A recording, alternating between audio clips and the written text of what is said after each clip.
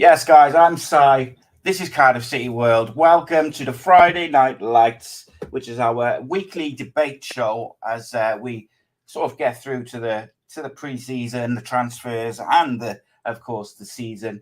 Been a busy week with fixtures and kit and some other incidents, but we're focused tonight on Cardiff City's attacking options. Bit about what we've got, bit about what we could look at. Kind of following on from the show which I did the other day, which focused more on kind of wide players predominantly, but looking forward to having a good chat.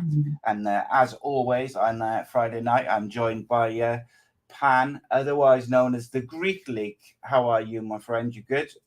Yes, very good, Si. Yeah, enjoying the weather. Nice bit of sunshine the last few days, mate. Indeed, mate. It's been nice. Excuse me. So just before we get fully into the sort of the depths of the strikers and the different things, I know you've got a list of some players you want to talk about. I've had a bit of information over the last couple of days, which I want to bring up as well.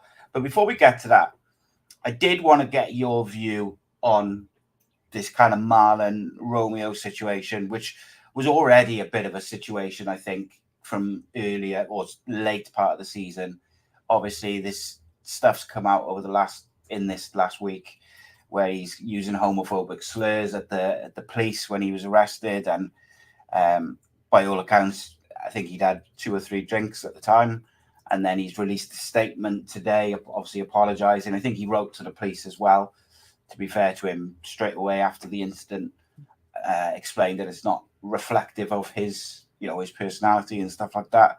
I don't know, where do you stand on it, mate? Because sometimes, and I'm not necessarily saying just with Romeo now, I'm talking generally speaking, sometimes it feels like footballers, celebrities or whatever, they do these things and then they sort of go into full PR mode whereby, they put out an apology and they almost expect it to kind of go away. But just before I let you have your sort of say on it, the club have set a bit of a precedent with this, with what they did with Jack Simpson last year. Obviously suspended him and then ended up firing him because of, racist language to a teammate. This is much more public, but it's homophobic language.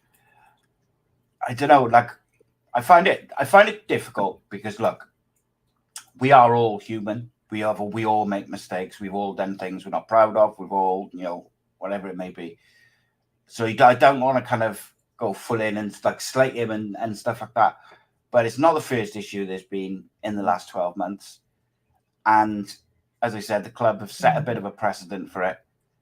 I said a couple of weeks ago, I thought that the club he was one of the players, along with Robinson, maybe a couple of others, that I felt the club should kind of shake hands with and say, thanks for your time, and move on for everybody concerned. And this doesn't change my mind in any way. And when you look at it with the Simpson thing alongside it, I think it's put the club in a position for sure. But where do you stand on it? Yeah, I think I was shocked when I saw the verbatim from the statements of what happened. I mean, as you said, young players, they make mistakes, having a few drinks, but I think they're in a privileged position, Si. Obviously, just give an example, in my last job in finance, I mean, if that happened, and bearing in mind this was not the same as Jack Simpson, and it was an external incident, it wasn't something that happened inside the club. But if it was inside, my workplace, I'd have been sacked. And he probably earns more than me in a month than I do in a year. So I think footballers, they're aware that their profile is huge, and it's a privilege to be in a position as a footballer. And I think obviously Romeo has been told, well, his agent would have acted for him, wouldn't he, and said, look, get this statement out. They would have told him what to do probably, to sort of dampen it down. But as a personal thing, just if I was owner of the club, and this is my own personal view, and other fans have got a different view about players within the club, I don't rate Romeo as a player. I don't think he's done, so, looking at it from a cynical point of view as an owner who would look at a guy's on 10 grand a week or whatever he's on, roughly 15 grand, I'm thinking this is an opportunity to sack him. because it's let down the club. It's not it's obviously from the point of view of City fans, it's supposed to be all about being inclusive, whatever, Black, Asian, whatever, whatever race, wherever you are. And, to do what he did, and obviously the statements come out, I thought it was an opportunity that they could have sacked him. Maybe their internal disciplinary procedure means that maybe they can't, because it's not an internal matter. Maybe they've got a different process. But if it was me, I would have suspended him when obviously he came, and then I would have just taken the opportunity to sack him.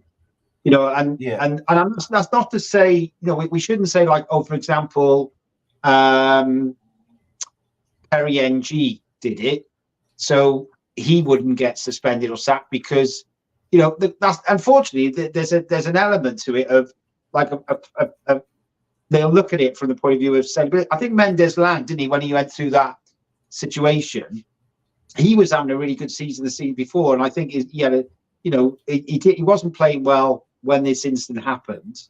But you always think sometimes, as owners, they look at players and think, well, he's not doing it for us. He's just done this. It's totally out of order.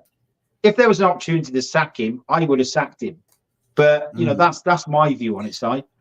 So there's a few aspects to it in there. Like, I think you have to accept that everyone makes mistakes. Everyone's human. They're not robots.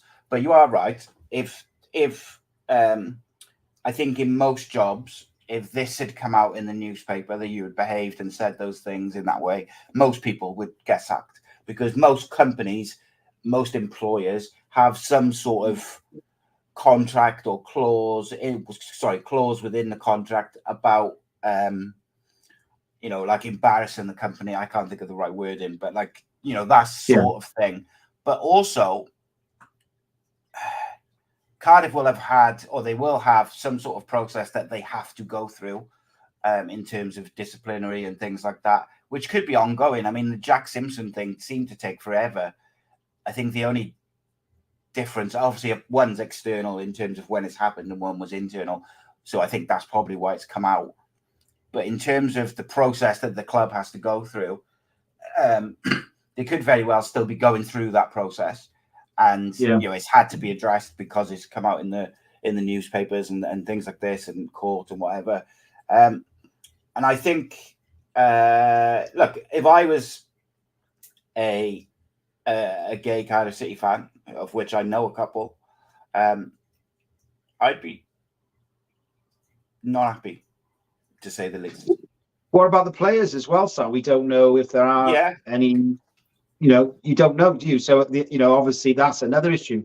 Could be quite, imagine training with a colleague and, you for, for all we know. Yeah. So I think it's a big thing. And I was shocked when I read it. Obviously, as you said, people having a few drinks, young lads. There's another aspect to that though, Pan. Sorry to interrupt you, just on the few drinks thing, because I've seen a few people saying, everyone's had a drink and done things or said things they're not proud of. However, from what I've read, so I don't know this is fact, I'm just saying what I've read and seen, it seems like he'd only had sort of a few pints. He wasn't like paralytic.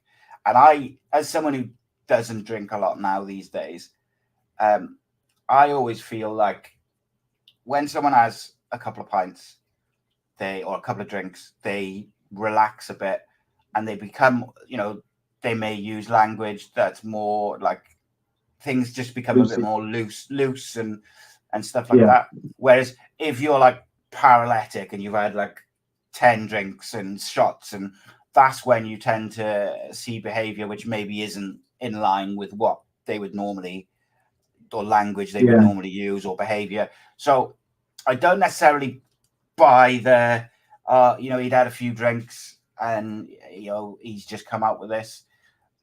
I don't know. I don't know him personally, so I don't know if that's language. I mean, it's a difficult one because, like I said, I mean, now I'm married. I haven't been out for ages, and when I went out the other night, I had a couple of pints. I was, because when and as a footballer, if you don't drink, 3 pints to us might seem not much because you could go out with your mates and have 6 or 7. Well drunk these days. off 3 pints. Like But whereas, but I like, think the fundamental thing, Si, it was very shocking to read the yeah, it was. statements and read what he said, and personally, you might be right. The investigation internally might continue because as I said, who knows if there are other gay players playing for City.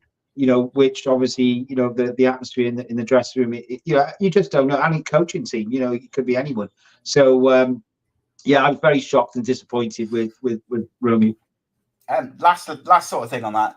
Just touching on something you said. Obviously, the fact is, football clubs look at players as assets, and the players who are worth money in terms of if they can be sold, they always get a bit more leeway, or the club will be more reluctant to sack them outright because they can get a fee for them. However, because you had this, and then there was the issues, a couple of issues towards the end of the season.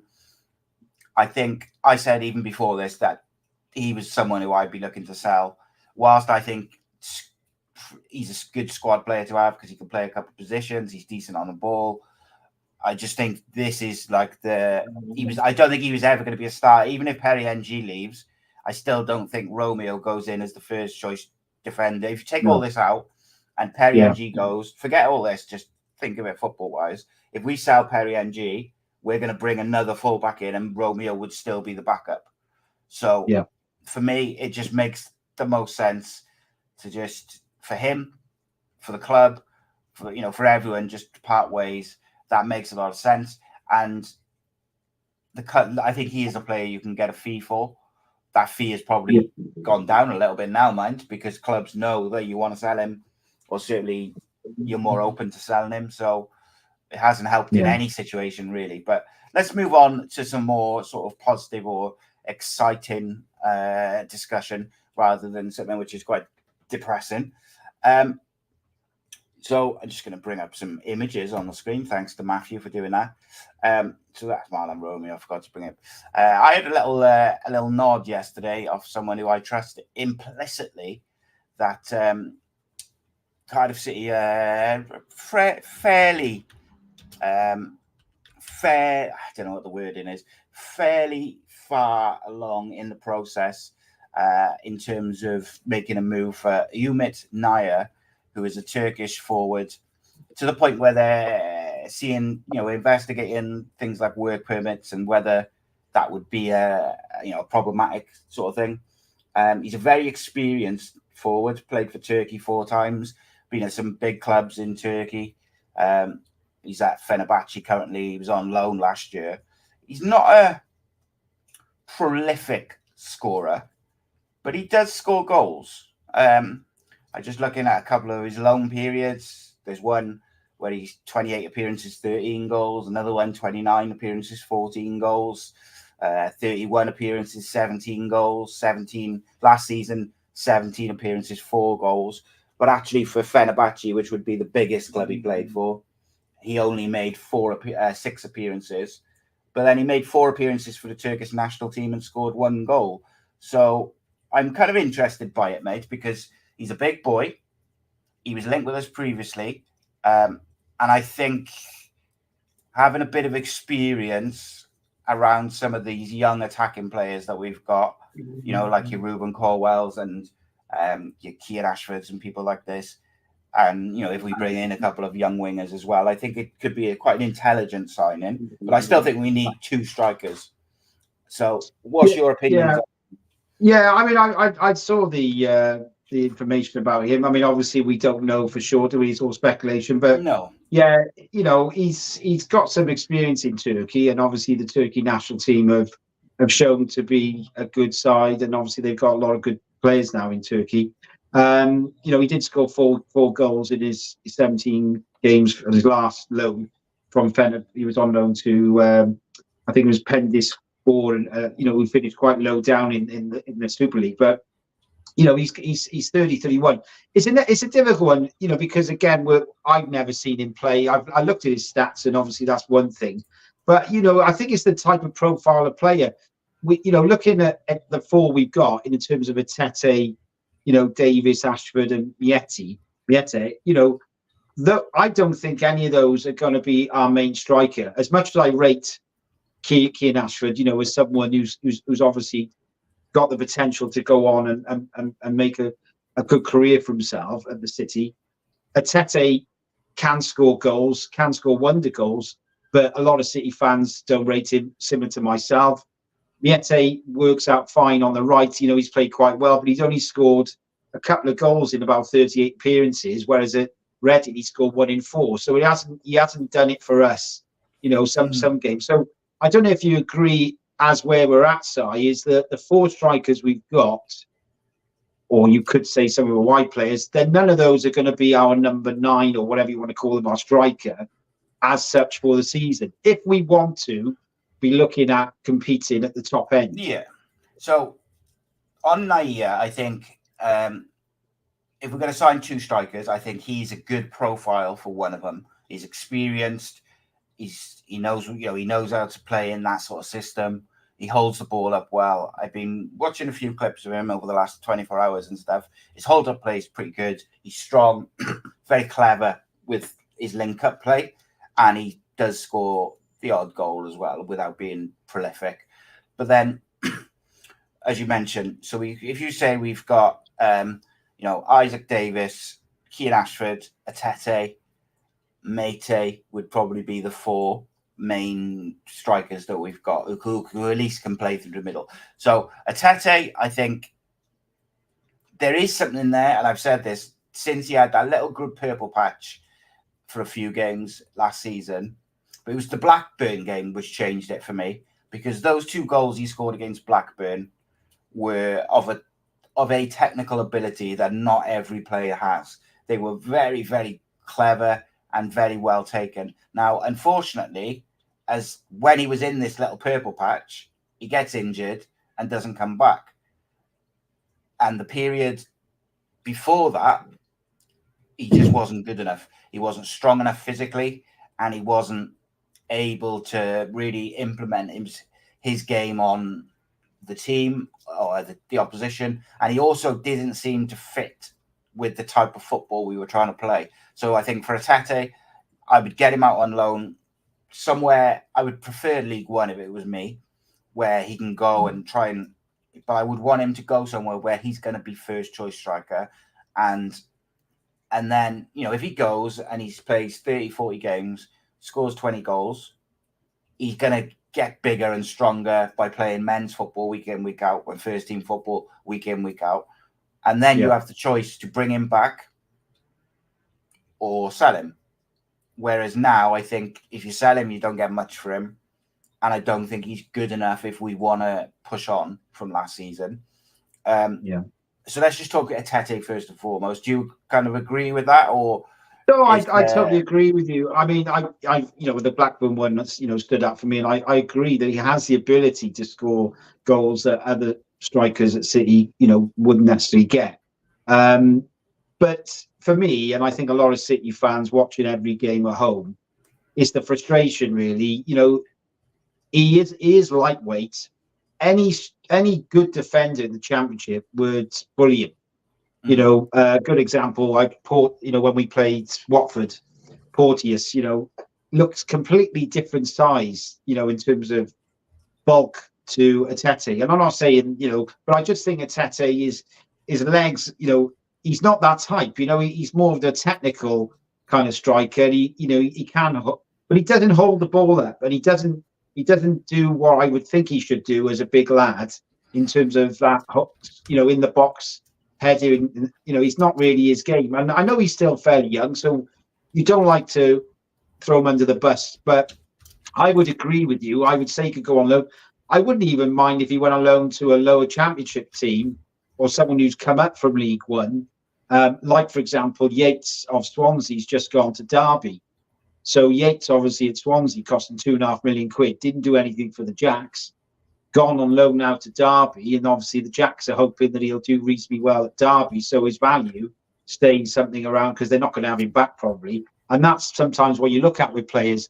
You're thinking, well, he's not really our type of player, but we've paid £500,000 for him. Maybe we want to double our money. So I'd agree with you there. I think 90% of City fans would say I wouldn't want Tete as our main striker. Yeah, and I think the reason why Bullet seemed to like him was probably because out of all the strikers in training, you see that technical ability more, and you're probably thinking, I can get something out of him here. Do you know what? The one thing I would say about him at the start of the season and then the sort of middle part where he did get a bit better, I thought it was very, very clear that someone within the coaching staff or the management system had a word with him about his body language and his kind of the way he was conducting himself, because I did see a big change in his work rate and his attitude after the sort of initial play. He played 28 games last year, only scored the 3 goals. That's just league games. So he actually played 32 games and scored 6 goals. I'd be interested. I'm not going to go back now and have a look, but I'd be interested in when he scored, what players were around him. So, well, I think there was a time. Miete, sorry, so I was going to say, now it's come in my head that Miete were played up front with him. If you remember, there were certain games that Bullet had them both. Where they were, whether he was coming off the bench or he was, and that worked quite well in a couple of games. But as I said, it's more the fact that Bullet, I don't think Bullet sees him as his striker, and that's why he's pursuing maybe 2, as you said. But as I said, there is something in there for Tete. He has got some ability. He is technical. He has improved in certain ways. He wasn't doing in certain games. Fans were really frustrated because, like you said, he wasn't tracking back to do the hard work. He was walking at sometimes, and the fans were going crazy. So you're right. The coaching have grabbed hold of him. And I did see like some more kind of energy and more working for the team as well. Because when you haven't got the ball, like Ian Rush in his day, Ian Rush was the best at tracking players down, defenders, chasing them down. Even though he didn't have the ball, he was still doing the donkey work, And as a striker, sometimes you have to do that. You have to work with the team. So, obviously he's a young lad, 22. Let's obviously, I think, as I said, go on loan somewhere, or even as a backup striker for us. That could be the fact that we're going to put him on the bench. Who knows? But I'd like to see him go on loan. Yeah, so I was just looking at the Blackburn game where he did do quite well, and he played with. It's basically a fringe team. It was Runnison in goal, it was Romeo and Robinson and people like that. So I don't know. Like you say, it's clear the manager likes him, but it's clear that he's looking elsewhere this season. So I think a loan is the best bet. The one I'm interested in, from your point of view, mate, is Isaac Davis, because I think it's a bit of a conundrum for the football club at the moment, because he couldn't have done much more in his loan period. Like, he scored goals, he got player of the season, he's done exceptionally well. He looks physically bigger and stronger, where he's probably, where he's played men's football week in, week out, obviously helps. Like, instead of 10 minutes, 20 minutes here and there, he's played, full games a lot. Yeah. He starts more than he didn't. He can play wide. I think his favoured position is through the middle.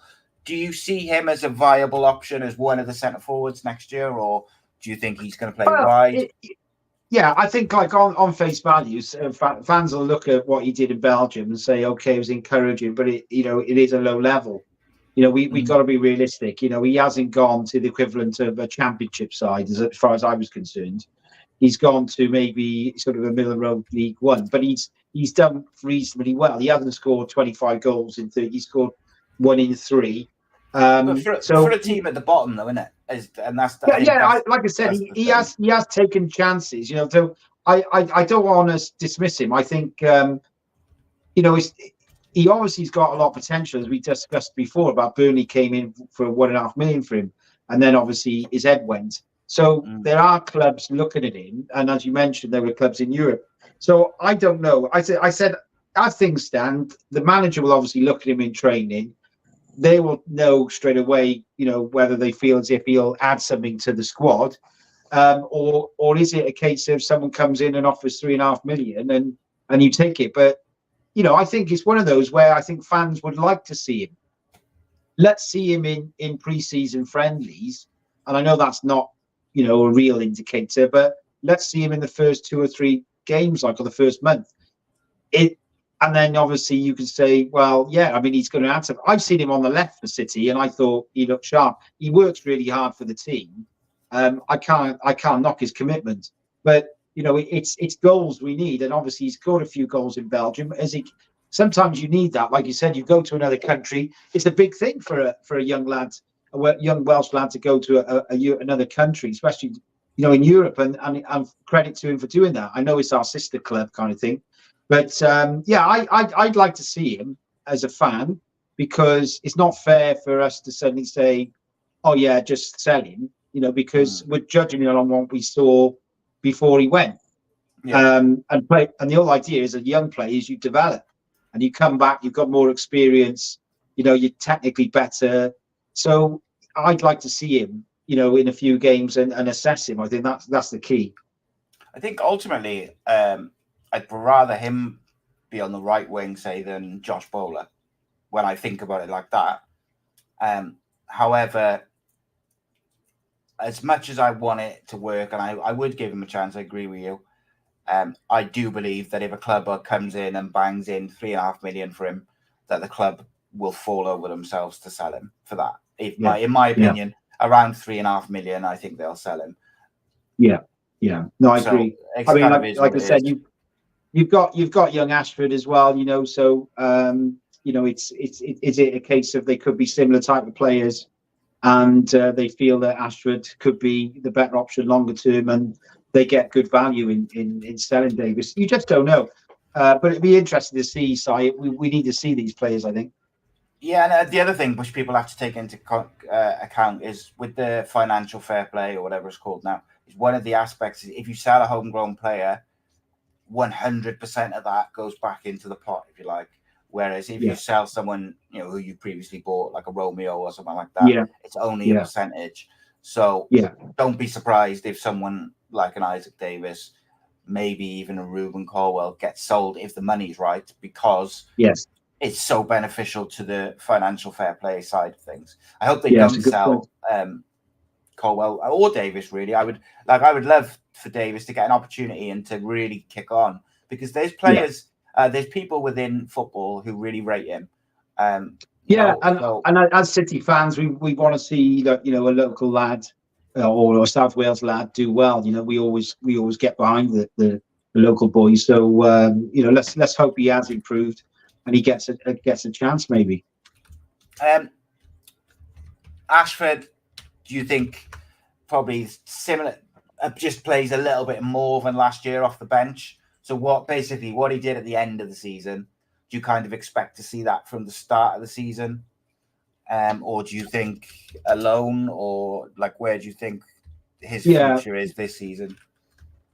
Well, he's obviously Welsh under-21 international, scored 2 goals in 3 games, 1 goal and 1 assist in 10 games, only 20, obviously rated highly, contracted till the age of 27, left-sided player, or through the middle. I think it's a difficult one, because I think he was so overjoyed with his goal, as much as it was a deflected goal, but fair dues for getting it in. And I don't know whether Bullet will really look at him as someone for the first team. I honestly think he will look to possibly either give him some games in the Carabao Cup, which is a good opportunity for him to get some more games under his belt, and the FA Cup. So there could be 5, 6, 7 games there, possibly, depending on how well we've done, that he's going to get game time. Personally, again, I like I said, it's a difficult one, because Davis for me could be a little bit ahead of Ashford, in terms of more experience. Played more first team. And maybe Ashford could go on loan, and Davis could be the answer as a backup. It's a difficult one, but I think I was really excited to see another local lad come on and do well, and his energy level, his enthusiasm. So that's encouraging. So it is one for the long term. That's why he's contracted till 27. So he's got another 3 years at the club. So yeah, I'd like to see him probably on loan.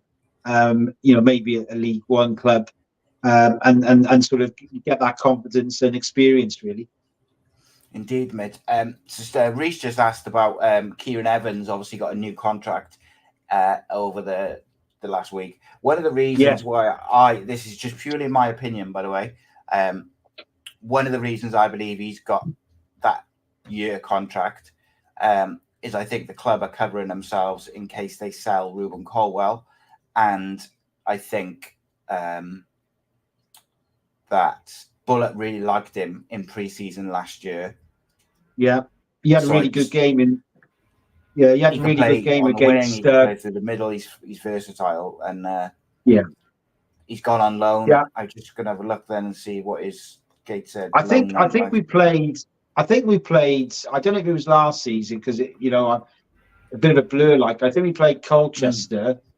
And he looked fantastic, very quick, dynamic, full of energy, really impressed with his passing. His quality of passing was really good. Obviously, he went to Gateshead. Yeah, made 16 appearances, 3 goals. Yeah. Which is pretty good, really. Yeah, and again, it's experience, isn't it? Even if it's a low level, which it is, I keep on referring to Ernie going to Morton. Going back in the day, Morton, were a Mickey Mouse club, but he grew as a man, and that's what you need, So, I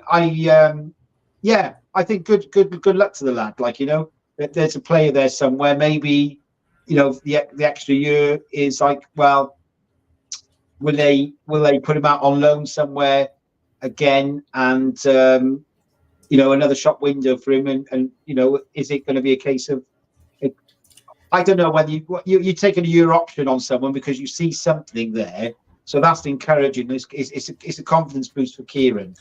But as I said, I'd imagine he'd go out on loan somewhere else. So,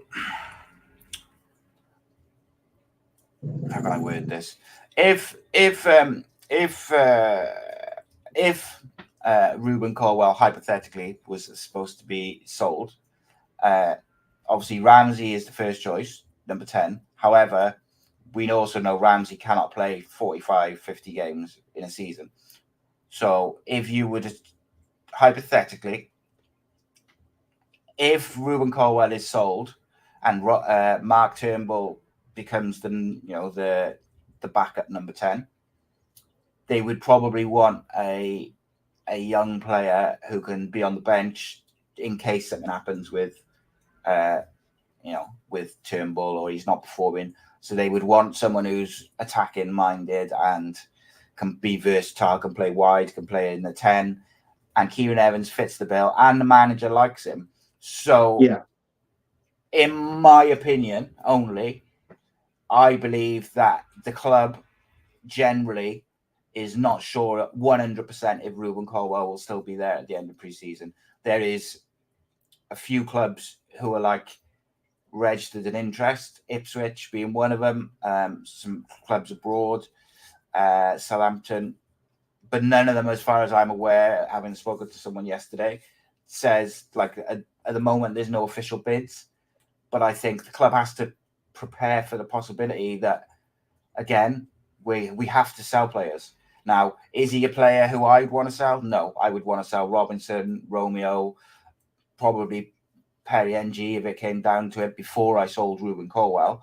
But we're Cardiff City, mate. We do not turn down 3 to 5 million for our young players. We just don't. We sold Ramsey for jack shit. We sold we sold Ernie, who was scored prolific for like what was it? I think 3.75 million or something. Like we're not known for like getting big prices for our young players, particularly when we have to now weigh in the financial fair play aspect and we have to make some, we need money to spend. So that's all I can say without burning people who've told me stuff. But like, it wouldn't surprise me, Si, because like you said, with the financial fair play, if you're looking at Colwell and Davis as homegrown players, and you're bringing in 10 million quid.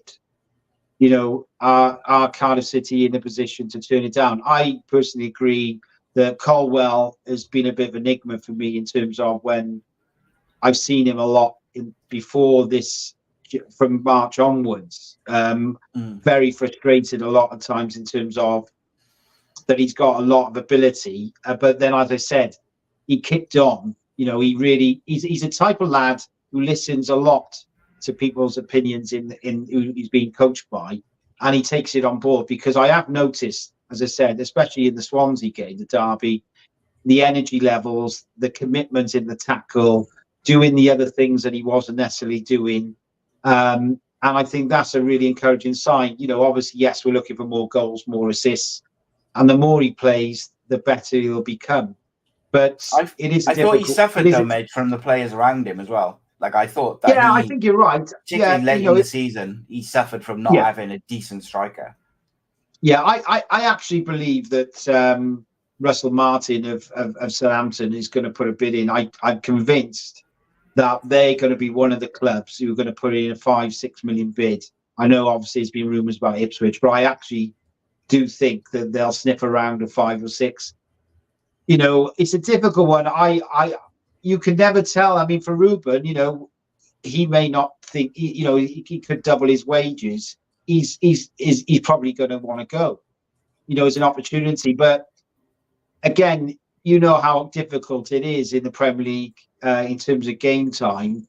And, clubs are very clever now. So as you know, in the Premier League, the Crystal Palaces of this world, they're bringing in players, the Brightons of this world, they're bringing in players and they're selling them on for quadruple. It's a business at the end of the day as well. So some of these lads who could get Premier League moves may never play.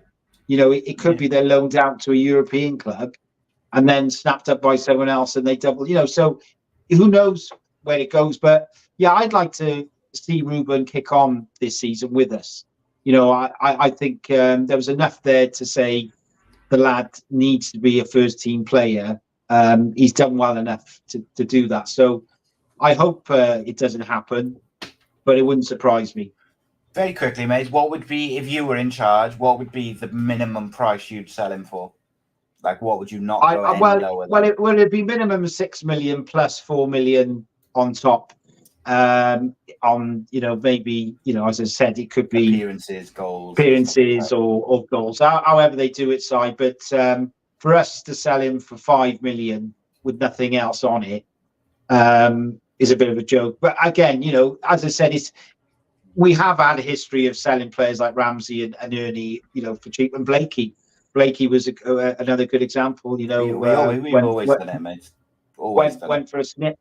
So we've always sort of sold players, and some of the players we've signed, like Murphy from Norwich for 11 million or whatever. It's the other way around for us, isn't it? We're getting players in who are way overpriced and done nothing for us, and then selling our better players for peanuts. So let's hope we've learned our lesson. I think obviously the structure of the club's improving.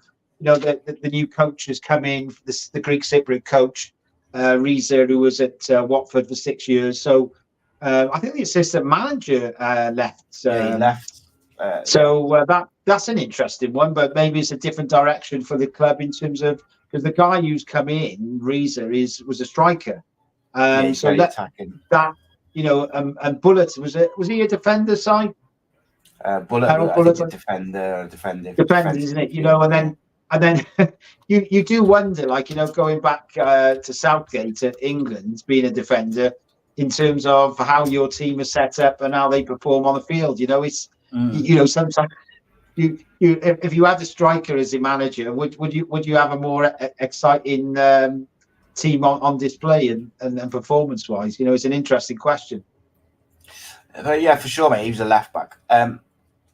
So I just wanted to touch on Colwell and Kieran Evans. To me, I don't really see Kieran Evans fitting into the first team this year. If I'm honest, unless he's improved drastically over a loan, and you do never know how these loans affect these young lads. You've got like Eli King and people coming back, and like in going back to Ernie, like he went up to Scotland, and you'd think on paper, oh, what's he going to do there? It's Mickey Mouse, a lot of it, but actually he came back a different man, a different player, and this is what it is. And particularly if you go back to Isaac Davis, like he lived away from home for the first time, in a different country. Yeah. That can really mature and change someone. So, they will have to have a look, but they're going to have to assess them quickly. So obviously, I mentioned Naya as a striker, but you sent me some names. So first on the list is I forgot his name now. I'm going to have to get the list back up. Theo Blair. Theo Blair. That's it, Theo Blair. Sorry. So tell me why you sort of what's caught your eye about Theo Blair?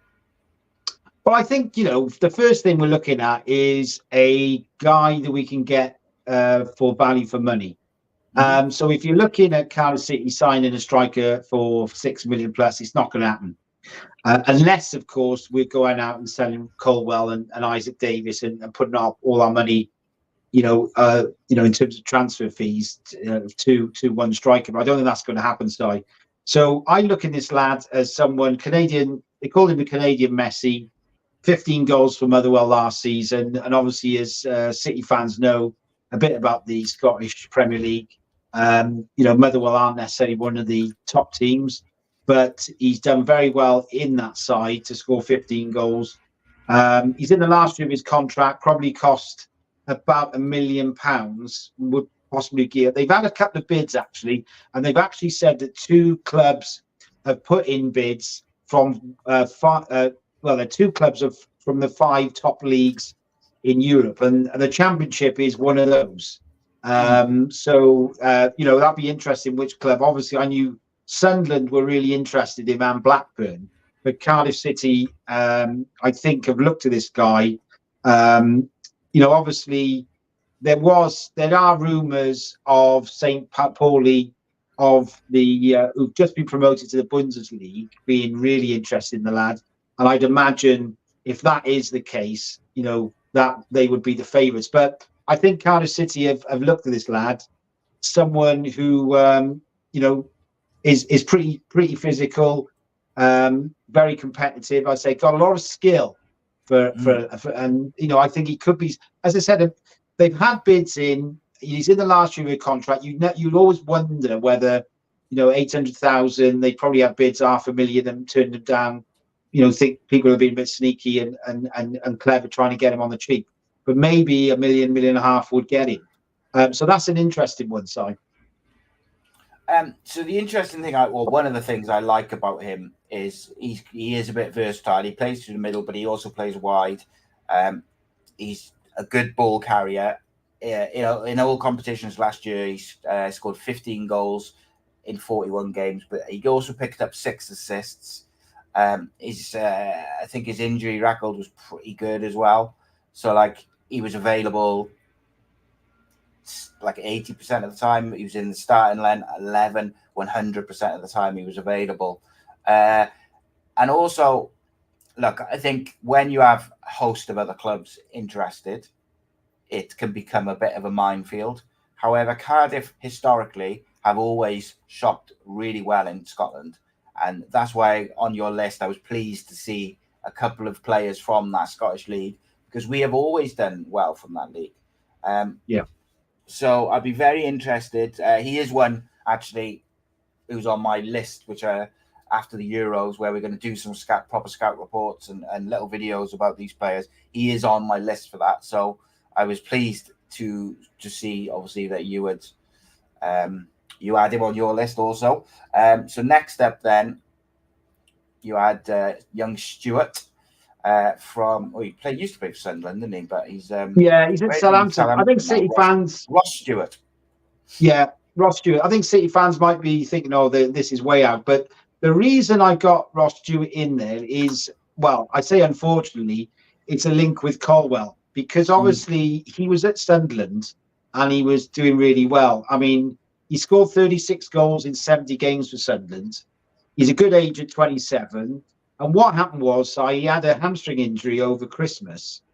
and he missed the back end of the season. He obviously Southampton signed him for 4 million plus. And he actually had a few minutes in the playoff final against Leeds. Believe it or not, that was his kind of comeback. Now, this guy is a goal scorer. The reason I put him in there is I'm thinking Southampton promoted.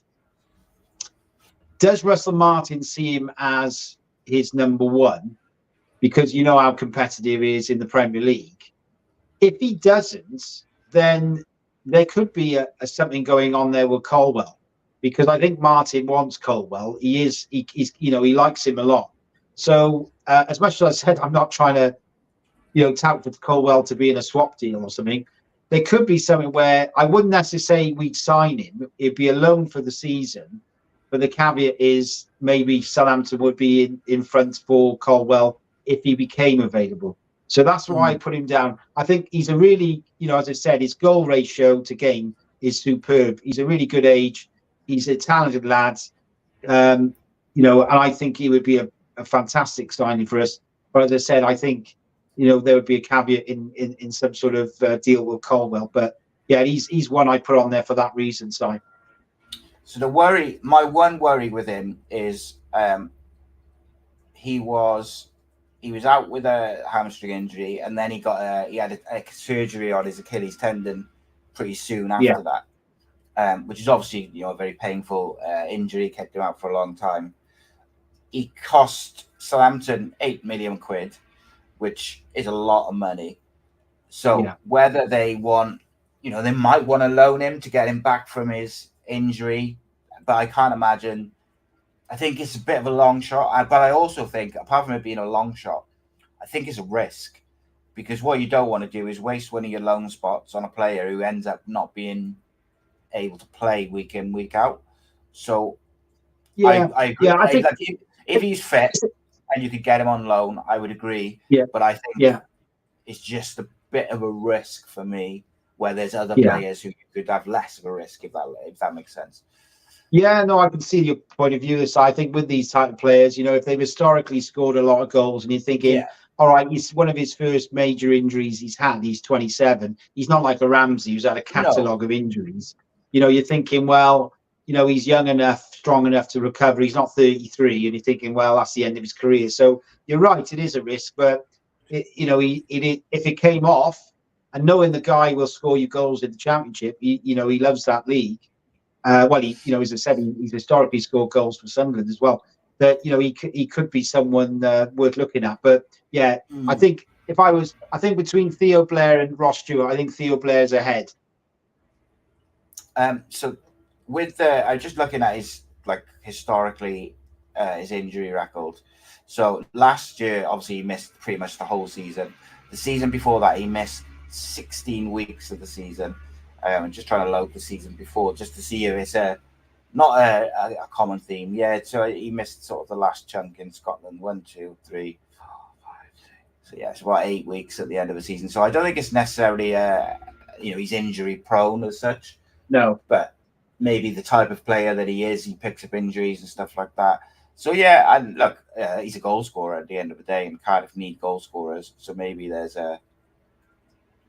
And the other thing is anything which involves clubs trying to force us to sell Ruben Colwell, I would be wary of. But then, like you say, like with Colwell, if they're going to sell him anyway, you should try and get as much as you can out monetarily. You should try and get him back on loan. You should try and get a sell-on clause. You should try and get other players in, like whatever you can get out of the deal, really, isn't it? Yeah. So I forgot. I think I've missed. Have I missed one out? So then next on your list, you had Bojan Mivieski, I think is the way it's pronounced, Macedonian striker. He's a player, mind. I tell you what, mate, 25 years old, can play number 10, can play through the middle, can play off the left. Best position is probably through the middle as a number 9. Yeah.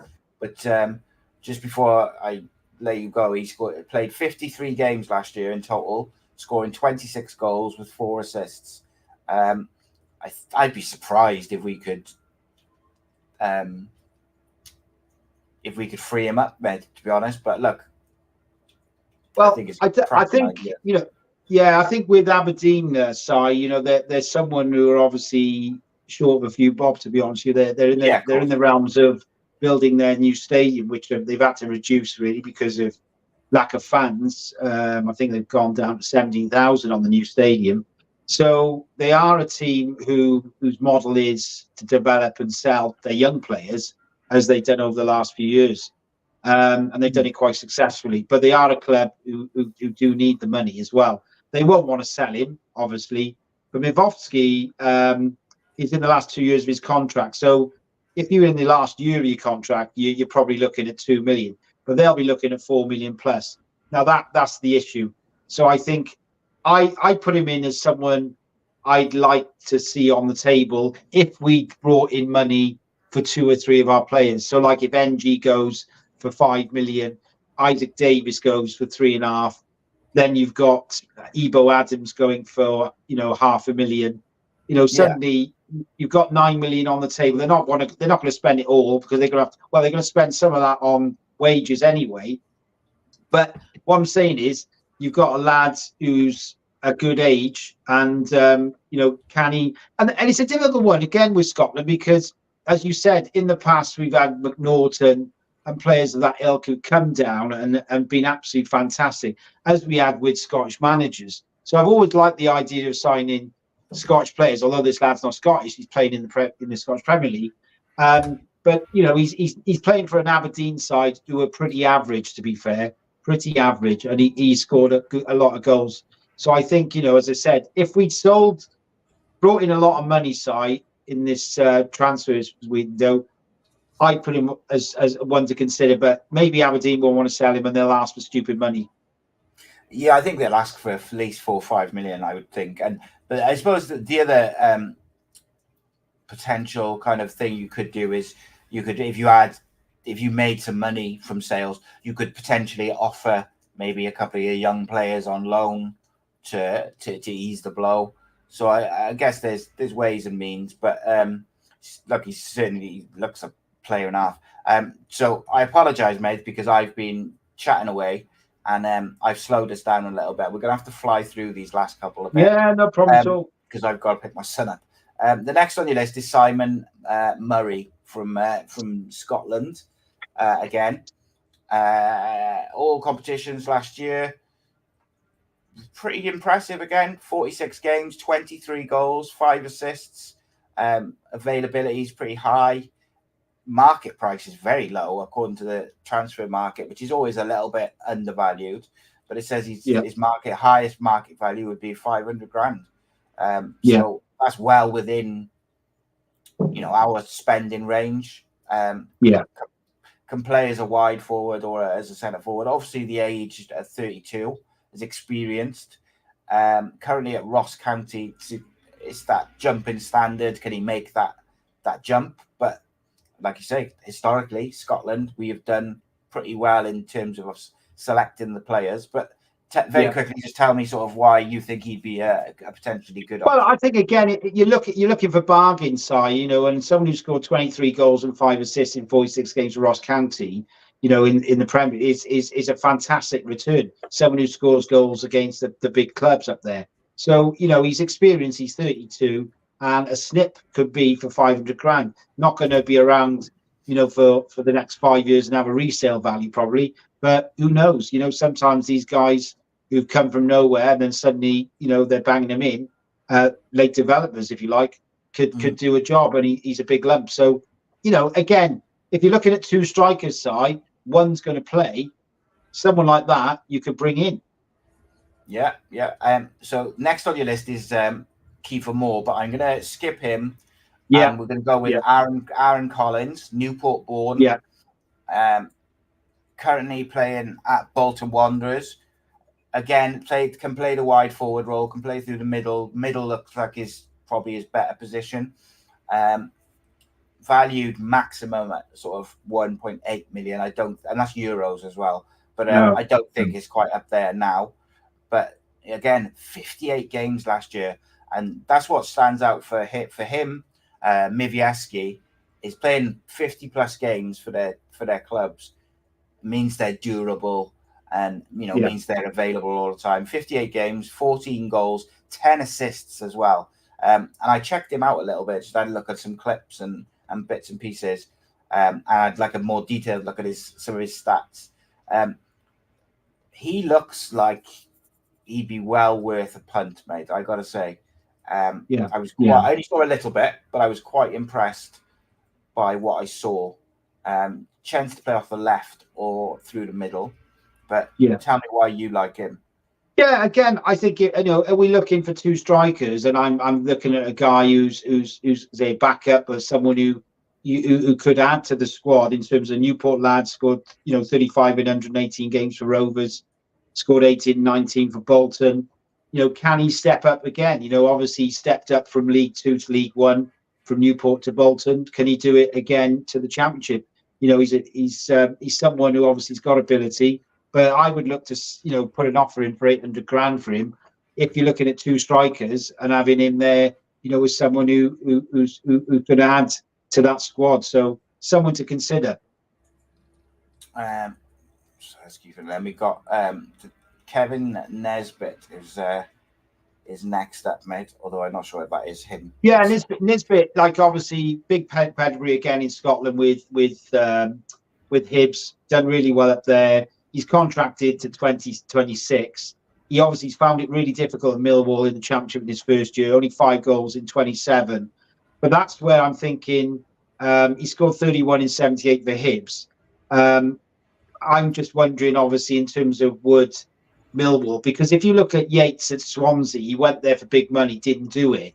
And Nisbet, sometimes it doesn't work out at one club, and then you go somewhere else and it can work out. But he's not at the top of my list by any means, because obviously Millwall will probably want all their money back. So it's one to consider based on his past record. And sometimes a player takes time to adjust when they move to another league. But he has got ability. But again, I put him on the list, but he'd be very low down for me. Chris Wood. Yeah, Chris Wood is my one, would be the dream one, really. 34 goals in 74 games for New Zealand. New Zealand international, 14 and 31 for Forest. He's out of contract 32, although I think they've got an option on him. He may well be offered new terms by Forest. But again, for City to come in, yes, he's the wrong age of 30, but at the end of the day, he's a 3-year deal. The City could have him on 30 grand a week. Is a big chunk in salary, but that Chris Wood's going to bang the goals in. He scored 41 in 83 games for Leeds a few seasons ago. And, I think if it was me, Chris Wood would be miles step up to Kiefer Moore. So that would be a dream. I mean, again, it's based on us bringing in probably 8 to 10 million in transfer side, and then utilising, a lot of this money on wages. Yeah, I like, mate. Don't get me wrong. The dream for me, if you could get Chris Wood on loan or for a contract, whatever, if he's on a free, and then get like an up and comer who's like early 20s, who can maybe play wide but also play through the middle. And a couple of names which I mentioned the other day was Ricky J. Jones from Peterborough and Kwame Puko. Puko. Yeah. Puko's more of an out-and-out winger. Ricky J. Jones is someone who's 21, predominantly plays off the left, but he can play through the middle. Has done, a lot. Market value is sort of 600 grand. Like, if you could bring in a Chris Wood and then someone like that to learn off him, I think suddenly City's got, and then if you've got those, say, as an example, say you've got Ricky J. Jones, you've got Chris Wood, and then you've also got Isaac Davis, Kean Ashford, and Colwell and Ramsey. Like, that's creative. There's pace there. Yeah. There's goals there. And suddenly I think you look a bit more dangerous. I apologise we've had to rip through. That's all right, son. Reese has mentioned in the comments a couple of interesting ones. You've got Aaron Conley, released by Hull. He's got pace, can play wide, striker, number 10, 24 years old, also played in the Premier League for Brighton quite a few times as well. That's a very interesting shout. Yeah. Then you've also got Lawrence Shanklin, who's in the last year of his contract, doing a good job at Hearts. Sorry, could do a pretty good job. I did want to look at the one more or two more actually quickly off your list, very quickly. The first one being Will Evans, mate, from Newport. Tell me a bit about kind of why you think he might be worth a punt. Well, again, I think, if we're looking at two strikers, Will Evans would be an ideal. He's born in, a little Welsh village, played for Barler, obviously, in the Cymru Premier, and then got his move, came through the youth system, got 23 goals in 91 games for Newport. Fantastic return last season, 21 goals and 5 assists in 46 games. I think he's, obviously, Hugh Jones, the ex-Swansea chairman who took over at Newport County, begged and pleaded to get him on another year contract. I think they had an option, so they luckily secured him because, obviously they need the money, and I'm 90% sure the Newport County will sell Will Evans, possibly for 500 to 600,000. And I think obviously he's got a good physique on him. He played really well in the FA Cup matches against pretty competitive, strong teams. I'd like to see him as someone, he can play as a 10, but as I said, he's got some tremendous goals. So I would like to see Will Evans as someone we signed for £500,000 and competing for, one of the striker positions. Yeah, indeed, mate. And then lastly, Sorry Cabba, mate, is an interesting one. I think has turned down a contract at his club. Looks like he's leaving. Been heavily linked to Sheffield Wednesday, which is funny because I've seen a lot of Sheffield Wednesday fans saying that they'd prefer to stick with Ugbo, which is like mind blowing to me. But whatever, yeah. Like leave them to it. Would you, if he was available and that move was possible, would you take Sorry Cabba back? What was he like? For me, I loved him, but I wouldn't say he was someone who takes, like, if you give him 2 chances, he'll score one. I felt like he needed a few chances to get that one goal. I don't think he was prolific. He got 18-17 the side, so he's 1 in 2. So you as a striker, you're looking at that. Yeah, no, of course. But I just felt like in those 8 games, the 8 goals in those games, like how many chances did he miss before he scored one? Maybe I'm being unfair, and maybe I can see where you're coming from. But I think as a striker, what you want is someone in the right areas to have shots, and I think he's a bit more intelligent than a Tete and Miete in terms of being in the right places at the right time. Yes, you could say he could have scored a few more, but as I said, his return for us was very good. And, obviously it hasn't worked out for him at Las Palmas in La Liga. But I think at that time, he signed a 4-year contract. So I don't know if he has been released. I mean, that would be one that we would definitely have to look at because he knows the club. We know him. A lot of City fans were desperate not to lose him. So if we did sign him, a lot of City fans would be very happy. Yeah, he scored goals for us. He knows the club. I think that's always a good bonus. I think that Reese makes quite a good point actually in the chat. He says we've got a lot of players who can have a shot. We haven't got someone who can finish. That's the problem. And I think we missed so many chances last year that we really should be looking for someone who's prolific in their finishing. Almost someone who, only needs 1 chance in a game to sniff it out. I know they're not easy to find, but they are about. If I just asked you very quickly to finish then, I know we haven't covered all the names on your list, but in terms of the list and people we've talked about before, and if you had to pick 2 strikers who Cardiff can realistically get in, either on loan or with deals or frees, who would your 2 be? Well, that's a tough one, Si, isn't it? But if it was my ideal choice as number 1, Chris Wood would be out there without question. I think he would be the one, and then a backup of someone like a Will Evans, or possibly an Aaron Collins, I wouldn't be disappointed with that. I'd be over the moon, actually. That would be our dream if that could happen. Yeah, I kind of go with that. Like I said the other day, I think we should take a punt on Will Evans as the backup striker because I think it's a no-lose situation to have a punt on him. Yeah. If he doesn't work out, it doesn't work out. But like it's worth it if it does work out.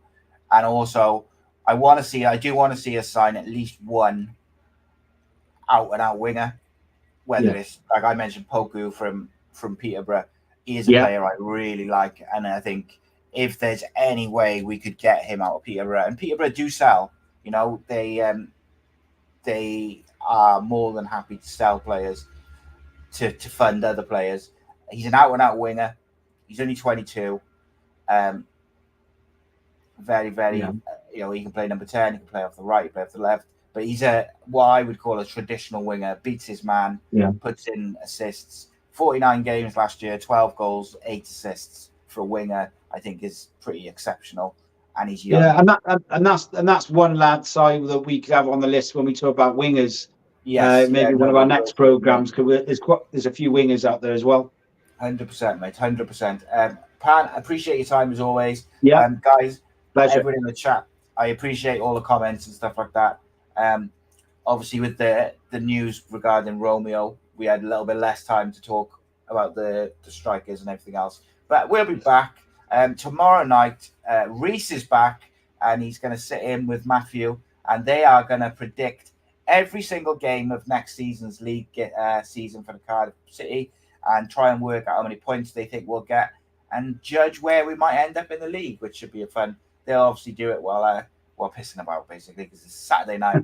They'll be having a bit of fun and a nice relaxed show. And then I'll be back for the breakdown on Sunday evening. If there's anything in particular you'd like me to break down, then please do get in touch. Let me know, because I haven't decided quite what I'm going to do it on yet.